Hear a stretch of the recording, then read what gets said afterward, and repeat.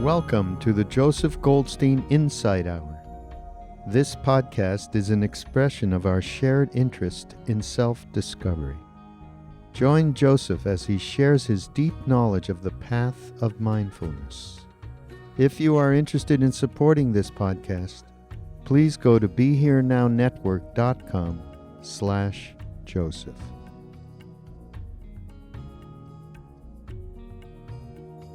In one description of the Buddha's enlightenment, he's sitting under the Bodhi tree the night of his awakening. He sat down with the firm resolve not to get up until he had attained full realization. And as it said, as the night progressed, his mind was assailed by all the forces of Mara, the embodiment of delusion, the embodiment of ignorance. They all appeared in his mind. And some more terrifying visions, of aggression and violence, and some more very seductive visions of heavenly pleasures. And then in this one description, there's one line which for me captures the essence of our entire path of practice, captures the transformative power of the practice.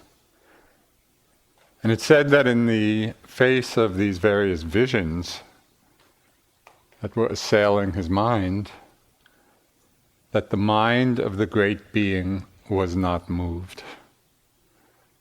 I love that line. The mind of the great being was not moved.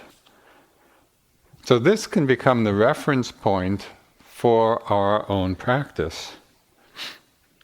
In whatever posture we're in whatever activities we're engaged in through the day,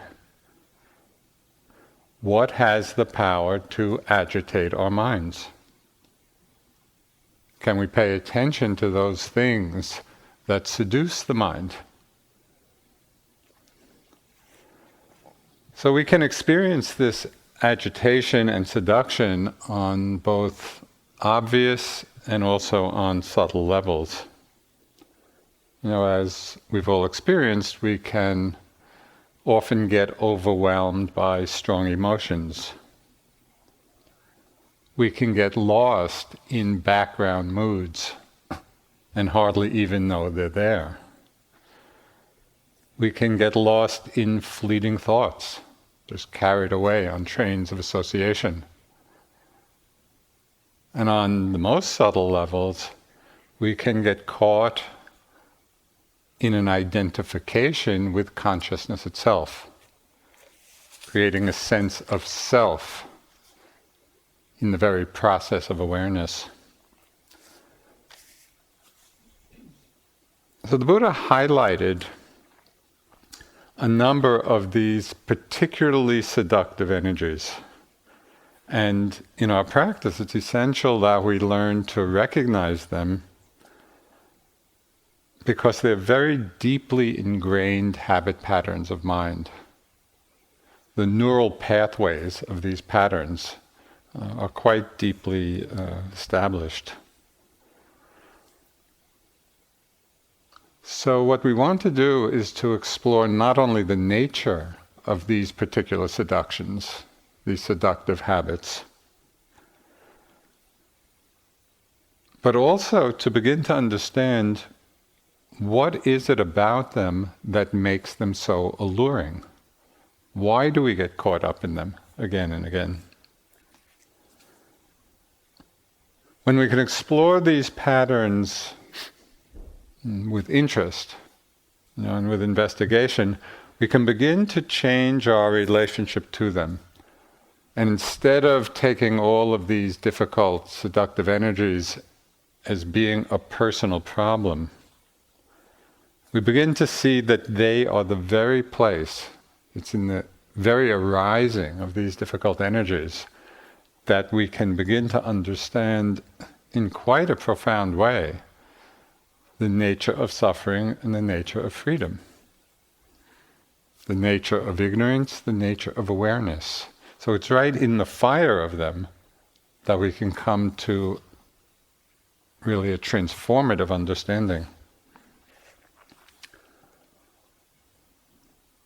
If we can bring this attitude of interest and exploration and investigation, very surprisingly, we can get to a space of actually being happy to see the hindrances, because we would rather see them than not see them. And as soon as we make that shift, then it becomes much easier to work with them. And we begin to see that the more we practice being mindful of the hindrances, of the afflictive emotions, of difficult mind states, the more we enter into an engagement with them in a wise way, the more stable our awareness becomes. So there's a little Tibetan saying that says, the stronger the kilesa, the stronger the defilement, the stronger the passion, the stronger the awareness. Because it's the difficulty and being with the difficulty that actually makes the mind strong. So then, can we practice so that our own minds, like the mind of the great being, the Bodhisattva, can we practice in such a way that our own minds are not moved in the face of these arising states? So tonight I'd like to speak about two of them in particular. Two very strong habit patterns of mind, two of the 5 hindrances, and that is the one of doubt and aversion. So there are a couple of steps in working with all of the hindrances. And the first step is learning to recognize the telltale signs of their appearance. What are the signs that we can recognize? Oh, doubt is present, aversion is present, and the other hindrances as well. And we need to learn how to recognize the signs of them, because Mara is very ingenious. And often these hindrances come disguised as something skillful. So it's very easy to be fooled by them. In English, the word doubt can refer to 2 quite different mind states. So one is skillful and one is not so skillful. The skillful meaning of doubt really has to do with wise investigation. It's the opposite of dogmatic belief. Where we really have a questioning mind. We want to understand, what is the nature of this? What is it about? What's really happening? So it's not just a kind of dogmatic belief in something, but we're looking, we're inquiring, and we could call that a kind of wise doubt, not simply taking something on face value. The unskillful aspect of doubt, maybe we could use the term skeptical doubt. So this is the mind state of indecision, of uncertainty. It's perplexity. And it's the opposite of confidence. So it's like coming to a crossroads and then not knowing which way to go. And the mind simply going back and forth. Should I go this way? Should I go left? Should I go right? Left, right? And actually not going anyplace. That's the function of doubt. That's how doubt works. It enmeshes us in indecision. And in considering the hindrances, it's very helpful to understand that this kind of doubt is the most dangerous of all the hindrances. More than desire and aversion and restlessness and sleepiness. Because doubt can bring our practice to a complete standstill. With all the other hindrances, it's as if we're still in the game. We're muddling through, and maybe in storms of desire and aversion, sleepiness and restlessness, but we're kind of in there working with it. With doubt, it takes us out of the game altogether. And so that's why it's so critical to begin to understand it, both in its obvious manifestations, but also in its very subtle ones. It's very easy to become frozen in indecision, where we're always checking ourselves. There's a line from the book The Life of Pi by Jan Martel. He captures exactly the energy of doubt.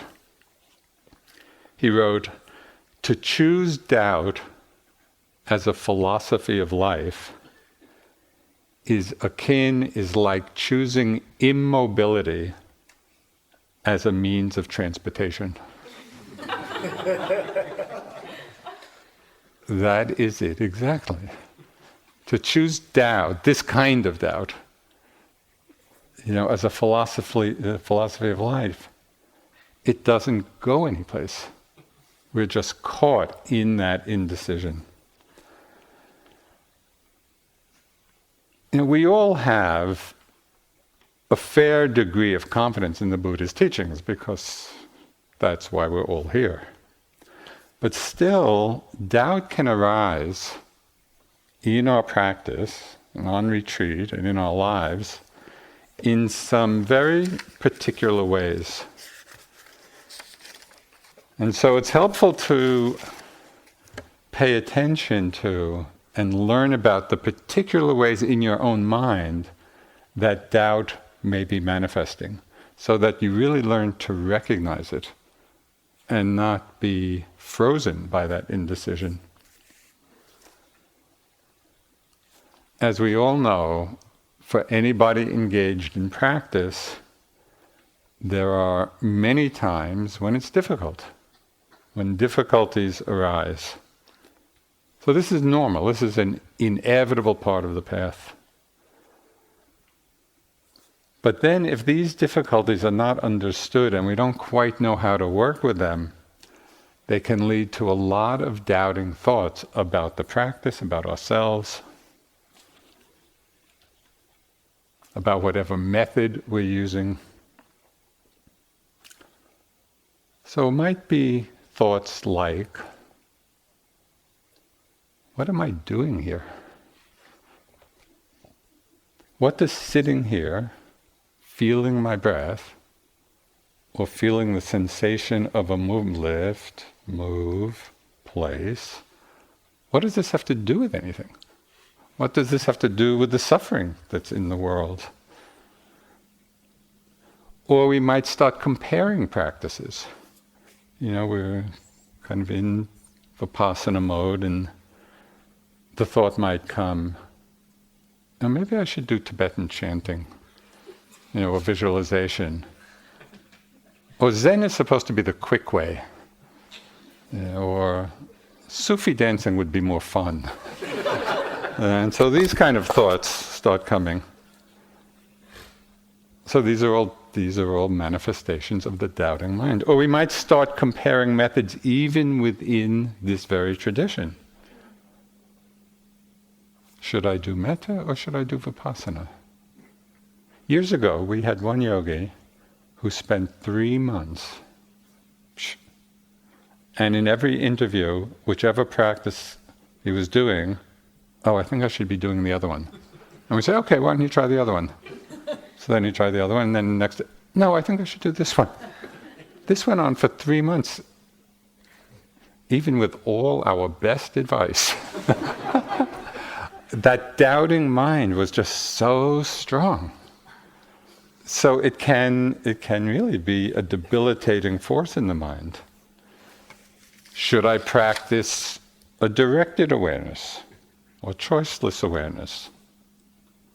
Should I note everything or nothing? Or maybe something in between? Should I be making a determined, heroic effort? Or should I relax and just ease into it? So all of these questions actually are fine, just in themselves. And it is good to come to some understanding of the best way for each one of us to practice. But when we get caught up in endless speculation about it, when we find the mind going back and forth and not settling on anything, that is a signal that this hindrance of doubt has become very strong. It's the manifestation of doubt, and we want to be able to name it, to recognize it, so that we can work with it and free ourselves. Otherwise, we are just stopped at that crossroads and not going anyplace. Even more ingrained than potential doubts about the practice is the very strong tendency in many people of self-doubt. So this is doubting our very ability to practice. Am I doing it right? I can't do it. It's too hard. It's not the right time. There are so many other things going on in my life. And sometimes external conditions or situations may trigger self-doubt. Feelings of not being good enough.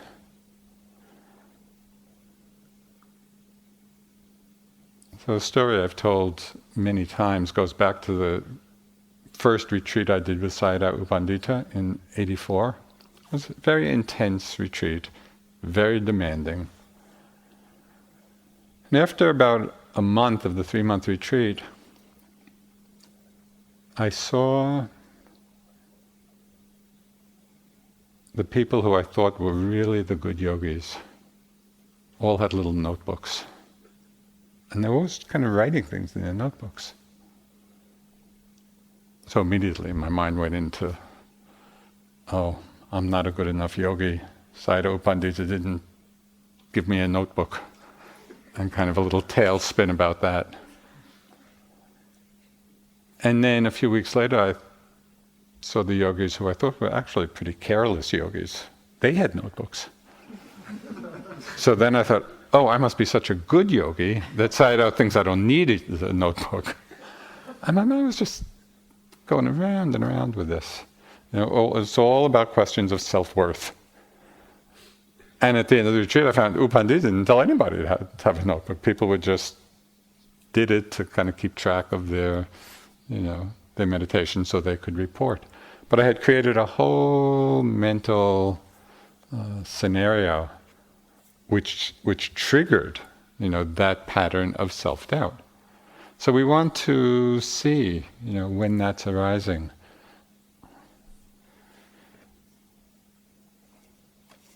Sayadaw U Pandita had other ways of triggering self-doubt. One of his...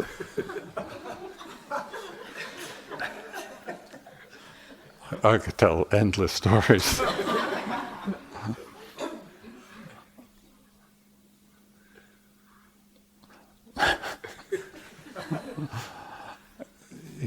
Going into interviews, he would just often, maybe not with everybody, but he certainly did it with me, he would just be poking to see where my mind would become reactive.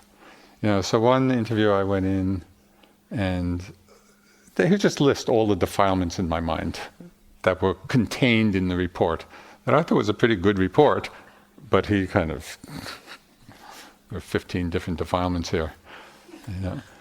And he did this and he did this. And then one time I went in and I gave my report and he did the same thing and I just started laughing. As soon as I stopped taking it so seriously, he stopped doing it. It's like he was just poking. Okay, there's a little reactivity here, there's a little self-judgment. I'll keep poking at it.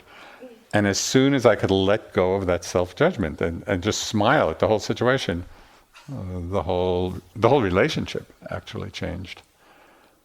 So we want to really be watchful for whatever situation may condition the arising of self-doubt. Right? I'm not good enough, I'm not a good yogi, whatever it is. Because that kind of doubt, like all the others, is very debilitating.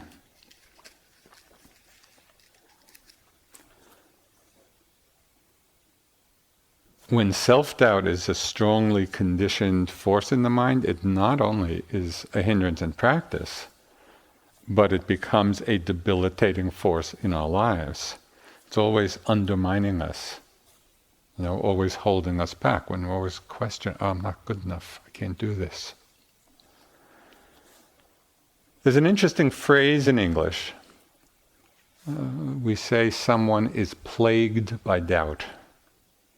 That's kind of an interesting phrase, and it really points to something, because doubt is a plague.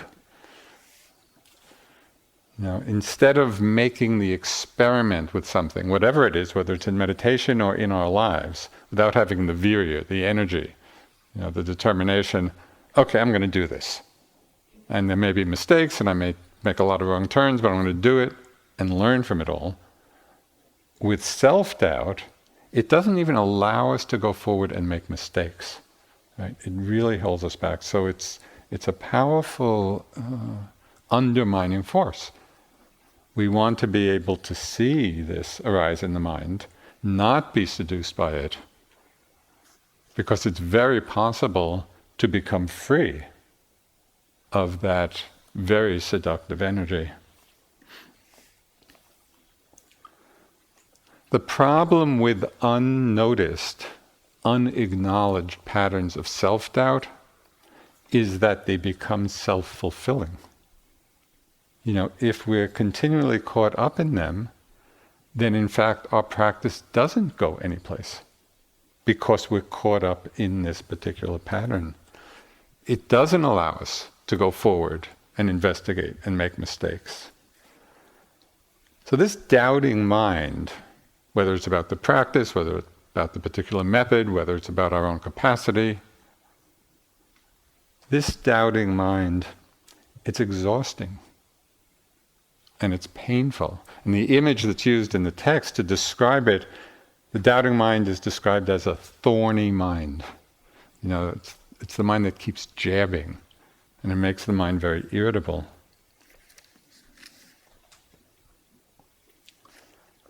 Sometimes self-doubt comes from an underlying feeling of unworthiness. So this is not an uncommon feeling in our society. I don't exactly know what it is, that creates this feeling.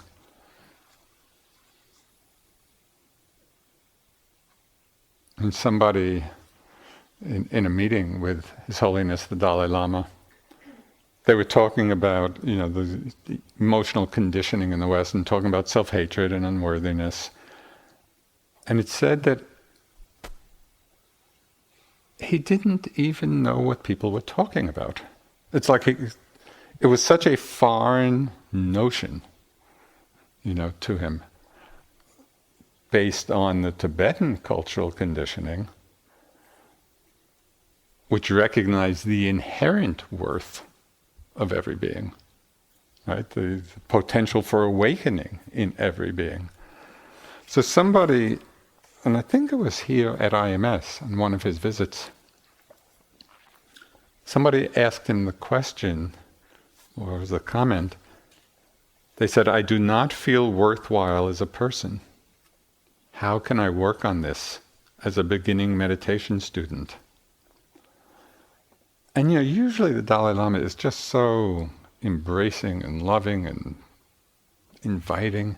And in this particular instance, it's like he got into that just sort of wisdom mode. So he said, you should not be discouraged. Your feeling I am no value is wrong. Absolutely wrong. You are deceiving yourself. So that's really a powerful statement. So Sokni Rinpoche, in talking about this a little more, he just filled that out a little bit, and he was talking about unwarranted fear, but it applies as well to feelings of unworthiness. He said the feelings are real, but not true. And I think that's what the Dalai Lama is getting at. So we do have these feelings.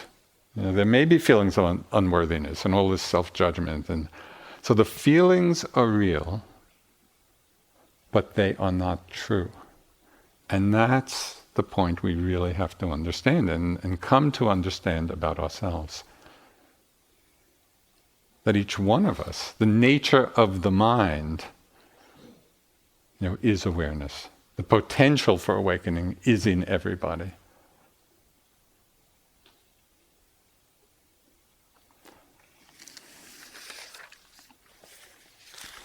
The Buddha highlighted the importance of recognizing and working with doubt and all the other hindrances in a very direct way. This is what he said. When we attend to them carelessly, the hindrances, in this case doubt, but all the others, when we attend to them carelessly, they cause lack of vision, lack of knowledge, are detrimental to wisdom, tend to vexation, and lead away from nibbana, from enlightenment. That's a very strong statement about how important it is not to be casual in our mindfulness, in our awareness of these hindrances, of these seductive energies. We have to attend to them carefully rather than carelessly. So given this, we begin to understand, and I think at a certain level we all do understand this. I love this. They are detrimental to wisdom, tend to vexation. We all know the hindrances tend to vexation. They don't make us happy. So given all this, the very real question arises, why do we get caught up in these unskillful states? What is their allure? So the second step of working with them, first is the recognizing them and really becoming aware of the particular forms they take in our own minds. Because we each have our own individual ways of having these hindrances express themselves. So then we want to bring an attitude of investigation and inquiry. What is the allure of them? Why do we get seduced again and again? So this gets very interesting, and it's particularly appropriate close to Halloween. And for those of you from overseas, Halloween's the big American holiday, where kids get dressed up in all kinds of costumes and masquerades. So we begin to see that the great allure of doubt is that it arises in our minds, masquerading as wisdom. And that's what fools us. We hear this very wise sounding voice in the mind. It sounds so reasonable and so valid and so true. What's the point of doing all this? This is not the right time. Other practices really are a lot quicker. Aren't we already enlightened? I'm so hopeless. I am the world's worst yogi. Much better to go on vacation.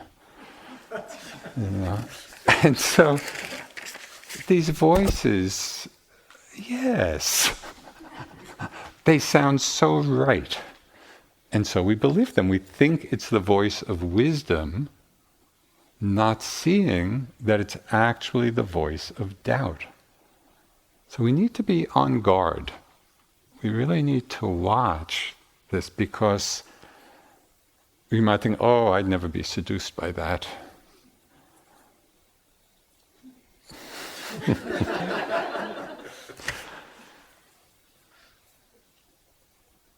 It's very helpful to keep a very alert attitude toward the arising of the particular form doubt may take for you.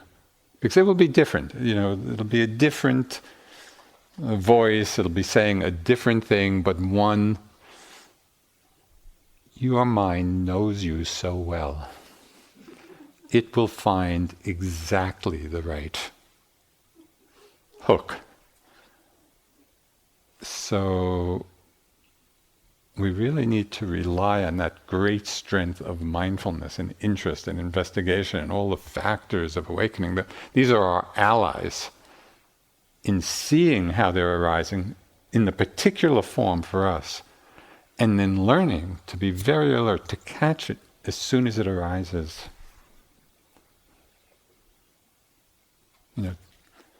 In past years we always used to say doubting tape.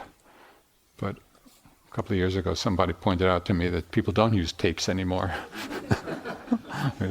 So to update the technology a little bit. So I don't know what note you would, maybe doubting track, something like that. And then, if we can do that, if we can see this doubting thought, or doubting feeling arise in the mind, then right in the midst of it, there can be a sudden awakening to its empty, transparent nature. Just like every other thought, it has no substance if we're not sucked into it. So right in the middle of the doubt, if we can be mindful of it, our mind can open to a profound understanding of emptiness, of transparency. There was a 11th or 12th century Korean Zen master. His name is Shinul, and I think he was one of the founders of Korean Zen. And there's a wonderful book of his teachings called Tracing Back the Radiance. And it's all about looking back at the nature of mind. And he framed his teachings, I think in a really wonderful way. He framed his whole teaching as sudden awakening, gradual cultivation. Right? So he really posited the potential of awakening suddenly to the nature of awareness, but then emphasizing the need for the gradual cultivation of that. Like a single moment is not going to undo, eons of conditioning. But this is what he wrote about this moment of sudden awakening. He said, although you must cultivate further, you have already awakened suddenly to the fact that deluded thoughts are originally void and empty, and the mind's nature is originally pure.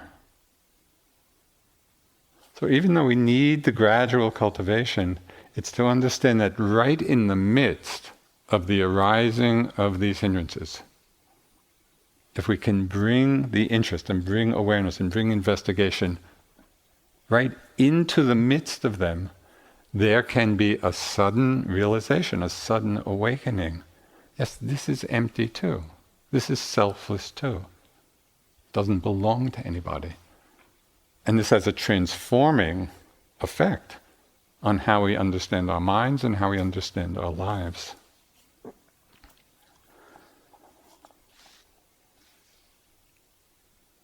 So this is working with doubt. The second hindrance that I wanted to talk about this evening is one that's equally strongly conditioned, comes up a lot in practice in many forms, and that is the many forms of aversion in the mind. And as you've probably noticed, whether you've been here 7 weeks or a little less than a week, it doesn't take long for aversion to show itself. It can take many forms. It can be anger, hatred, annoyance, irritation, fear, unworthiness, grief, boredom, ill will, the judging mind. All of these, if we look carefully, you'll see they're imbued with this quality of aversion. All of these states, all of these experiences are conditioned reactions to what we find unpleasant. It's very few people who feel aversion to the pleasant. There may be some, but it's not common. So we want to say, yes, aversion is a conditioned response. It's the habit pattern of our response to what we feel, what we experience as being unpleasant. And just as with doubt, our practice is to learn how to recognize the arising of aversion as close to the beginning as possible.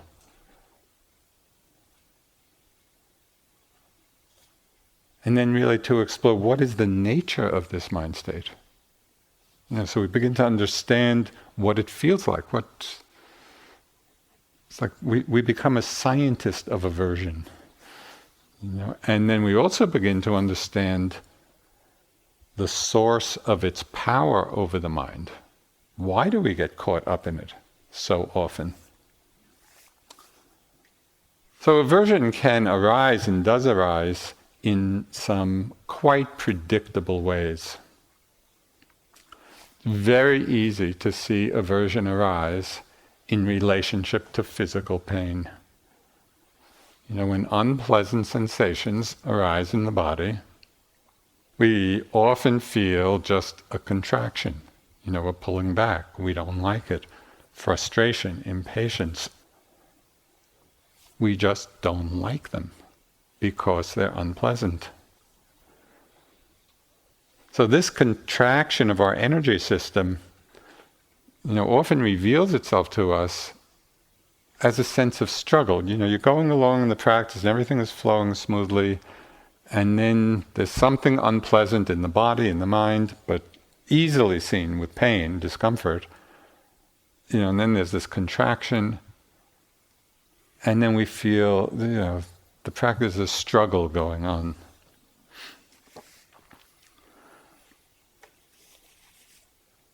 So Sayadaw U Tejaniya had some helpful words with regard to this, and a good reminder for us. He said, you have to accept and watch both pleasant and unpleasant experiences. Now see if what he says next applies to you or not. You only want pleasant experiences. You don't want even the tiniest unpleasant experience. Is this fair? Is this the way of the Dharma? And it's just so interesting because it's just so true. We all want pleasant experience. We don't even want the littlest unpleasant experience. But that's not the way of the Dharma. The way of the Dharma is to see the truth of our lives unfolding, and as we all know, the nature of feeling pleasant and unpleasant keeps changing, and sometimes things are pleasant, sometimes things are unpleasant. So can we open to this, and learn to deal skillfully or a little more skillfully with painful, unpleasant feelings? Now obviously, we need some real discerning wisdom. If you put your hand in fire, it's not that you want burning. No, we're not abdicating common sense. And so as we begin to experience different painful feelings or sensations in the body, we have to discern, okay, is this a danger signal? Is this saying, no, this is too much. and I need to back off. This is straining, this is stressing in a harmful way. Or not. Sometimes we can be experiencing intense pain, and yet it's fine, there's no problem. And we get up from the sitting and we do a few minutes of walking and the pain is totally gone. And so that's an indication that that's a kind of dharma pain rather than it being a problem.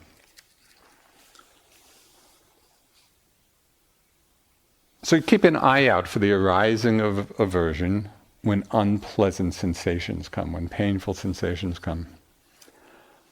Aversion also arises very easily in the mind when we think about some unpleasant past experience, unpleasant past situation. There's a thought or an image, of someone or some event, and we get angry and irritated or fearful just thinking about it. And this is one of the most bizarre aspects of our lives and our conditioning. Because at that moment, what we're really getting angry at is a thought.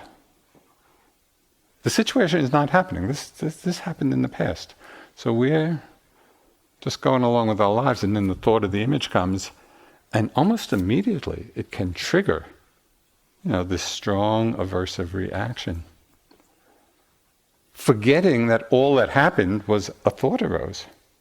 So Munindraji, my first teacher, expressed this understanding just in a way that has stayed with me all these years. He said, the thought of your mother is not your mother. It's a thought. So you can substitute anything for mother. The thought of whatever is not the whatever. It's just a thought in the mind. And then even more remarkable, we can get angry and upset and fearful about things that haven't even happened yet. So we're sitting and we're imagining something might happen.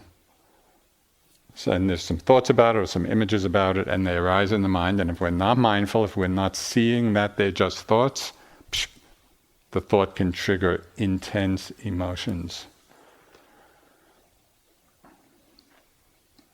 I had one example of this. There are many, there are endless examples, but one really stands out in my mind. This happened quite a few years ago.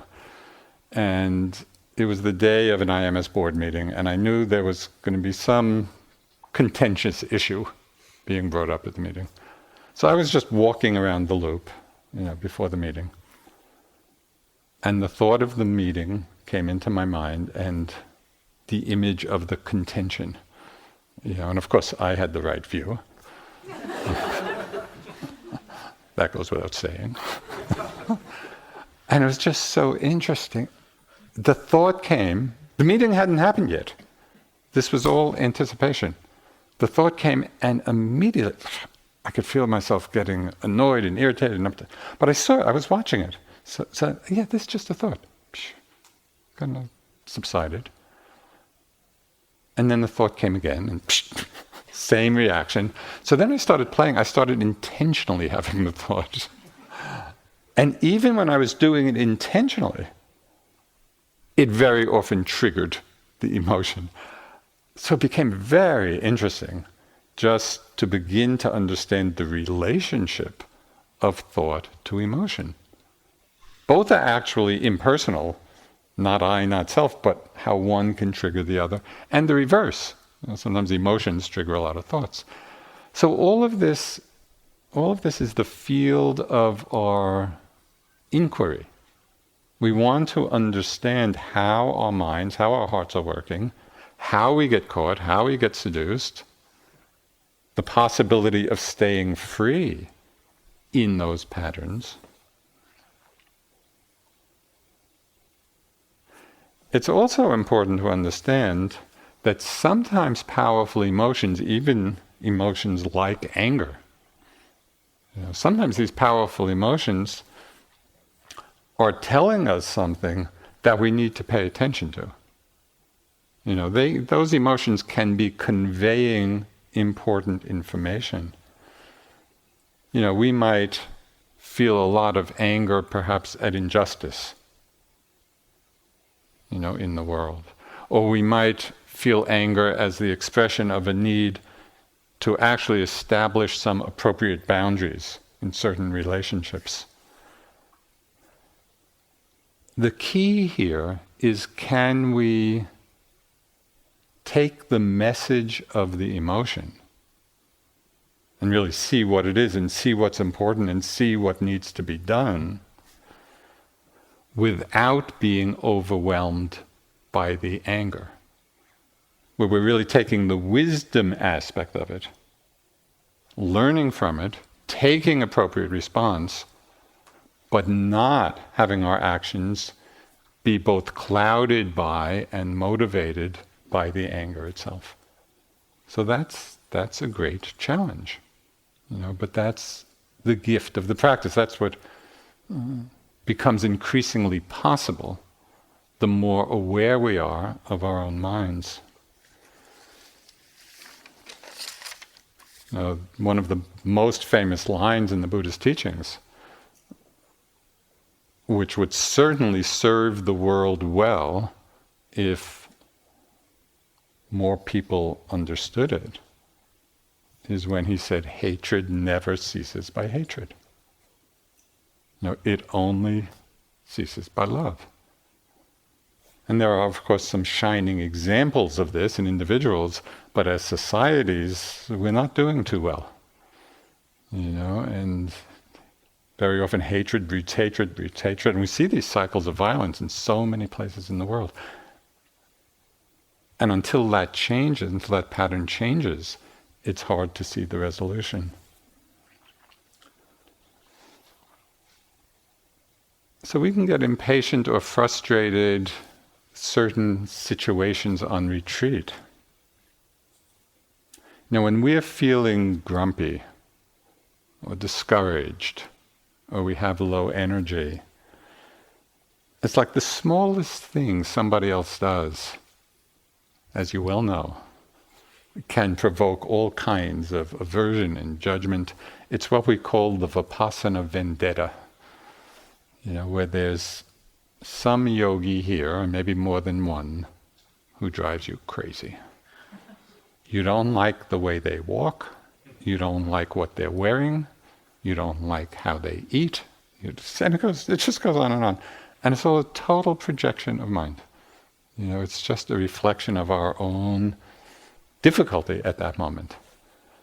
So be aware of it.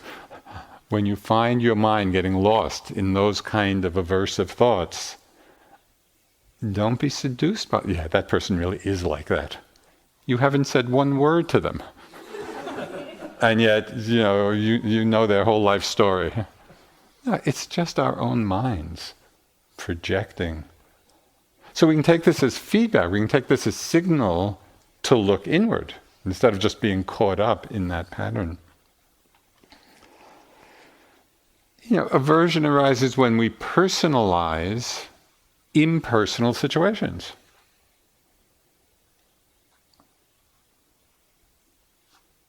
One of the best places to observe this is at airports. Get to the airport 2 hours before your flight, check in, flight canceled. And then just to watch all the reactions of people. And it's not to say this is not a frustrating situation, but it's not personal. I mean, the airline didn't cancel it because of us. There were some conditions which gave rise to it, but we take it so personally. And so that's just interesting to watch. You're caught in a traffic jam. Do you get caught up in road rage or not? Do you realize, no, these are just the conditions at the moment.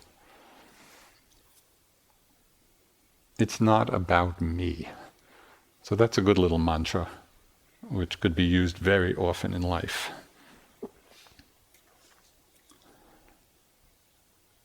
So sometimes aversion or anger arises because there are unnoticed emotions underneath which are feeding them, or fueling them. And unless we then explore, okay, what's underneath it?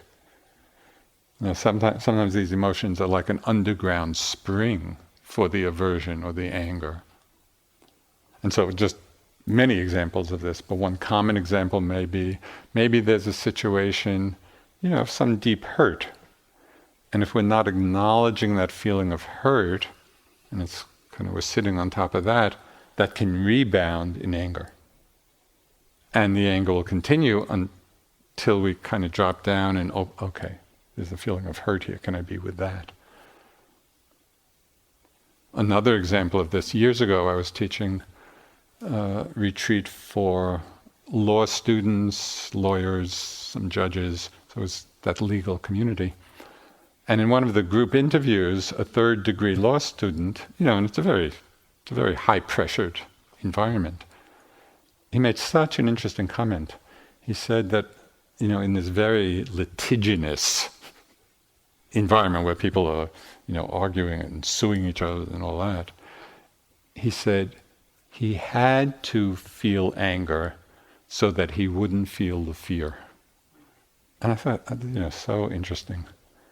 Because he had no capacity to simply open to and feel and accept the fear, so that got pushed down in an effort to avoid the feeling of fear. It had to come out as anger. Not very productive. And there's another whole way of relating to this, where we can begin to open, whether it's to the unpleasant sensations in the body, to open to the unpleasant emotions, to the feeling of hurt, to the feeling of fear, to see what might be underneath the aversion.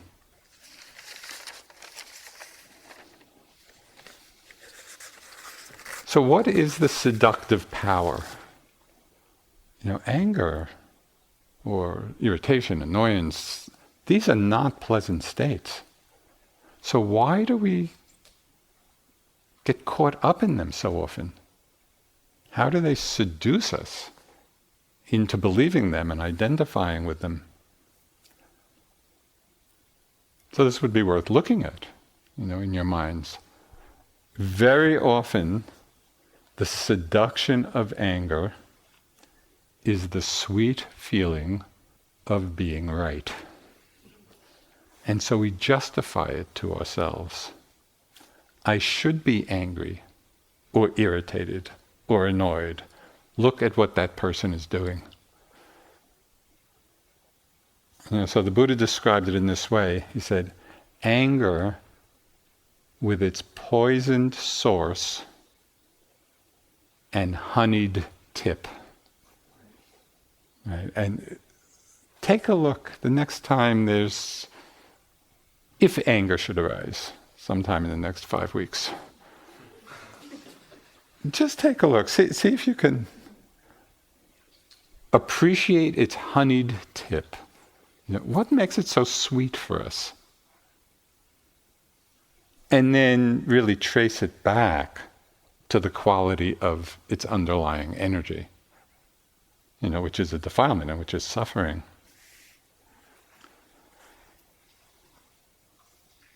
So there are many ways of working with aversion in the mind. Sometimes a simple moment of recognition is enough. We're aware of the anger, the aversion, the annoyance, the irritation, whatever form it takes. We become mindful of it, we recognize it, we see it, we're aware of it, and we see its impermanent conditioned nature. We investigate what it's like. Oh, anger is like this, anger feels like this. So we're not identified with it. There's one Tibetan teachings which expresses the potential of this immediate release, where it says, if you don't cling, whatever arises is naturally freed. So that's a beautiful teaching. If we don't cling, and it could be to anything, but here we're talking about aversion, could be anything at all. If we don't cling, whatever arises is naturally freed. Because everything is in a process of change. So that is the simplest way of relating to this particular hindrance. But sometimes, even if we do recognize it, we still seem to be caught. It doesn't seem to be naturally free just in the moment. So then we might take the aversion as a reminder to go back to being mindful of the unpleasantness of whatever the experience is. So we're becoming mindful of the unpleasant, the Vedana, of the physical discomfort, or the unpleasantness of a certain emotion. And we're actually noting unpleasant, contact, unpleasant. And in the mindfulness of that, very often that the seduction of aversion falls away. And just one little story about this. I was in Bodh Gaya years ago, this back in the early 70s. And just living in this little hut, it was like 7 by 7. It just had a canvas flap for a door. And so I'm sitting on this, it was a wooden bed, and I'm just sitting meditating. And the cat comes in and jumps on my lap. And I'm really a dog person, not a cat person.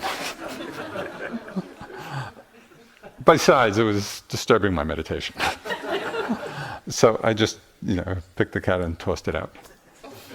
30 seconds later, it was back on my lap. Tossed it out. Back on my lap. Tossed it. I don't know, this must have happened 10 times, 15 times. So the hut didn't have a door. It just had a flap. So there was really no way of keeping it out. So finally, after quite a few cycles of aversive reaction, the cat came in. I realized, nothing, okay, it's okay. We'll meditate together. As soon as I let go of that aversive reaction, the cat jumped out, went out the door. That cat must have been the Buddha. So lessons come in so many different ways.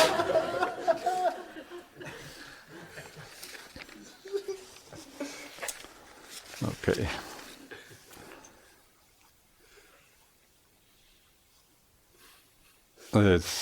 This could go on for quite a while, but I'm going to wrap it up. One of the most important things in working with aversion, in any of its forms, anger, irritation, annoyance, fear, we really need to check the attitude we have in the way we're with it. Because just like with physical pain, it's very easy to fall into the trap of not liking these mind states because they're unpleasant. We don't like the aversion, we don't like the anger, and we're pushing at it. We're pushing it away, we're resisting. And so then that's trying to treat aversion with aversion. It doesn't work. And so we really need to check our attitude and ask, okay, how am I relating to this anger, to this aversion? And kind of in the style of Thich Nhat Hanh, where he talks in this very loving way of just embracing it. Let the sunshine of mindfulness, shine on the anger and penetrate it and infiltrate it. So it's a very tender way of holding it.